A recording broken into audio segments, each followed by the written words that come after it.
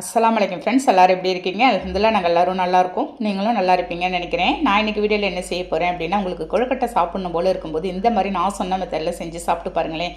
சூப்பரான டேஸ்ட்டில் இருக்கும். இப்போ வாங்க அது எப்படி செய்யலாம்னு பார்க்கலாம்.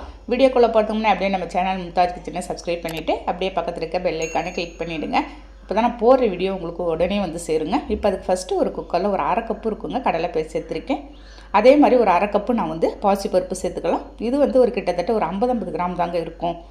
நீங்கள் வந்து கொஞ்சமாகவே சேர்த்துக்கோங்க. நான் ஒரு 4 பேர் சாப்பிட்ற அளவுக்கு செஞ்சிட்ருக்கிறேன். நல்லா 2-3 தண்ணி ஊற்றி அலசி எடுத்துகிட்டு நம்ம பருப்பு முழுகிற அளவுக்கு கொஞ்சமாக தண்ணி ஊற்றி ஒரு 2 விசில் விட்டு எடுத்துக்கலாம்.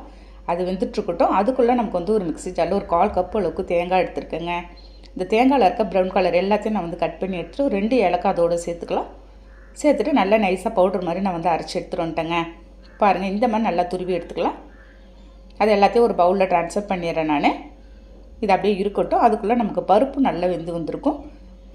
ரொம்ப நேரமும் நீங்கள் வந்து வேக வைக்காது. ஒரு 2 விசில்லே நீங்கள் வந்து இறக்கிடுங்க. பாருங்கள், 1-2மா இருக்குது. இதை வந்து ஒரு பவுலில் ட்ரான்ஸ்ஃபர் பண்ணிடுறேன். நெக்ஸ்ட்டு ஒரு நான்ஸ்டிக் பேனை ஸ்டவ்வில் வச்சுருக்கேங்க. 1 கப்பு நான் வந்து மாவு எடுத்துக்க போகிறேன். அதுக்கு வந்து ஒரு 3/4 கப்பு அளவுக்கு வெல்லம் சேர்த்துருக்கேங்க. அதாலேயே ஒரு 3 கப்பு அளவுக்கு தண்ணி சேர்த்துருக்கேன். நீங்கள் வந்து 1க்கு 2ன்ற அளவில் கூட நீங்கள் வந்து தண்ணி சேர்த்துக்கலாம். நீங்கள் கரெக்டாக நான் வந்து கொஞ்சம் கூடுதலாக சேர்க்கும்போது உங்களுக்கு கொஞ்சம் நல்ல இலக்கெல்லாம் நல்லா சாஃப்டாக வரும். பாருங்கள், நல்லா வெள்ளத்தை நம்ம வந்து கரைச்சிட்டா போதும். நல்லா அதில் கல் மண் இல்லாத எல்லாத்தையும் ஒரு பவுலில் ஃபில்ட்ரு பண்ணி நம்ம வந்து எடுத்துக்கலாங்க. பாருங்கள், இந்த மாதிரி எடுத்துடுறேன். திரும்ப அதே பேனை நான் வந்து ஸ்டவ்வில் வச்சு நம்ம வந்து ஃபில்ட்ரு பண்ணி வச்சுருந்த வெள்ளை கரைசலுக்கு அதோடு சேர்த்துடலாம். இப்போ அந்த வெள்ளை கரைசலை சேர்த்துட்டு 1 கப்பு அளவுக்கு நான் வந்து அரிசி மாவு எடுத்திருக்கேன். இதுக்கு வந்து 3/4 கப்பு அளவு தான் நம்ம வந்து வெள்ளை கரைசல் ரெடி பண்ணியிருக்கோம். அதில் கொஞ்சம் கொஞ்சமாக மாவு நல்லா கொட்டி நம்ம வந்து மிக்ஸ் பண்ணி விட்டுடலாம். எந்த ஒரு கட்டிகள் இல்லாத. பாருங்கள், எல்லா மாவும் நான் ஃபுல்லாக கொட்டிட்டேன். ஒரு மிக்ஸ் கொடுத்துடலாம். நல்லா ஒரு மிக்ஸ் கொடுத்துட்டு இந்த சமயத்தில் நம்ம வந்து எடுத்து வச்சுருந்த அந்த பருப்பு எடுத்து அதோடு சேர்த்துறேன். துருவி வச்சுருந்த தேங்காவையும் நம்ம வந்து சேர்த்துடலாங்க. சேர்த்துட்டு கம்ப்ளீட்டாக நீங்கள் வந்து செம்மில் வச்சுருங்க ஃப்ளேமை. கைவிடாத, எந்த ஒரு கட்டிகள் இல்லாத கைவிடாத நல்லா மிக்ஸ் பண்ணிக்கிட்டே இருக்கலாம். நீங்கள் நல்லா மிக்ஸ் பண்ண நம்ம தண்ணி ஊற்றின ஒரு அளவு உங்களுக்கு கரெக்டாக இருக்கும். அந்த பருப்புலேயும் கொஞ்சம் லைட்டாக தண்ணி இருக்குங்க. நம்ம இந்த மாதிரி கொஞ்சம் இலகெல்லாம் நீங்கள் வந்து மாவை மிக்ஸ் பண்ணி எடுக்கும்போது நம்ம சாப்பிட்றதுக்கு அப்படியே வாயில் வச்ச உடனே கரையிற மாதிரி இருக்கும். பாருங்கள், அவ்வளோதான். நல்லா மிக்ஸ் பண்ணி விட்டுட்டு இது நல்லா ஆறட்டும்.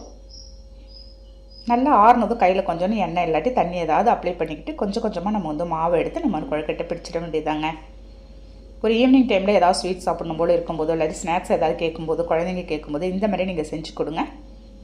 இதே மாதிரி மீடியமாக எல்லாத்தையும் நீங்கள் வந்து கொழுக்கட்டை பிடிச்சி ஒரு தட்டில் நான் வந்து வச்சுட்டேங்க. திரும்ப இட்லி பாத்திரத்தை ஸ்டவ்வில் வச்சு கொஞ்சமாக தண்ணி ஊற்றிருக்கேன். ஒரு இட்லி பேனை மேலே வச்சு நான் வந்து காட்டன் கிளாத் போட்டிருக்கேங்க.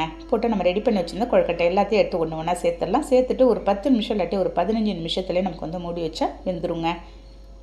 பாருங்கள், கரெக்டாக எனக்கு ஒரு 15 நிமிஷம் ஆச்சு. பாருங்கள், நல்லாவே நமக்கு வந்து வெந்து வந்திருக்கு. நல்லா அந்த அளவுக்கு சாஃப்டாகவும் இருந்துச்சுங்க.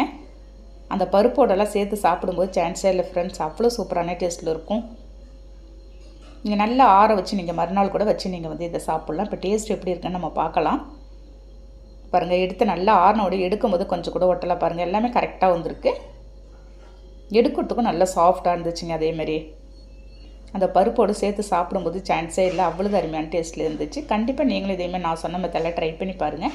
ட்ரை பண்ணி பார்த்துட்டு கண்டிப்பாக கமெண்ட் பண்ணுங்கள். இந்த வீடியோ பிடிச்சிருந்தா அப்படியே லைக் பண்ணிவிட்டு ஷேர் பண்ணுங்கள். மறக்காமல் சப்ஸ்கிரைப் பண்ணிவிடுங்க ஃப்ரெண்ட்ஸ். நெக்ஸ்ட் வீடியோவில் பார்க்கலாம். பை.